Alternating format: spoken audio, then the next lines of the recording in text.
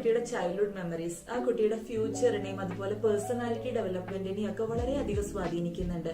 അതിനൊരു എക്സാമ്പിൾ പറയുകയാണെങ്കിൽ ഇപ്പൊ ചെറുപ്പത്തിൽ ഒരുപാട് കുത്തുവാക്കുകളൊക്കെ കേട്ട് എന്ത് ചെയ്താലും ബ്ലെയിം ചെയ്യുന്ന ഒരു പാരന്റിംഗ് ഒക്കെ ആയിട്ടുള്ള വളർന്ന കുട്ടികളാണെങ്കിൽ അവർക്ക് വലുതായി കഴിഞ്ഞാലും ഒന്നും സ്വന്തമായിട്ട് ചെയ്യാനുള്ള ഒരു കോൺഫിഡൻസ് ഉണ്ടാവില്ല. അവർ ചെയ്തു കഴിഞ്ഞൊക്കെ തെറ്റിപ്പോവും എന്നുള്ള ഒരു പേടി അവർക്ക് എപ്പോഴും ഉണ്ടാവും.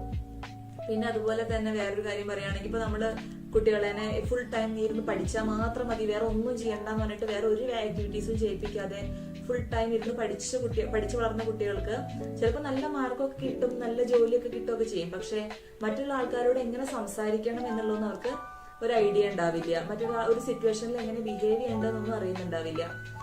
അതുപോലെ തന്നെ ഇപ്പൊ നമ്മൾ ദേഷ്യം പിടിച്ചിരിക്കുന്ന സമയത്ത് കുട്ടികളോട് നമുക്ക് വായി വന്നതൊക്കെ പറയും.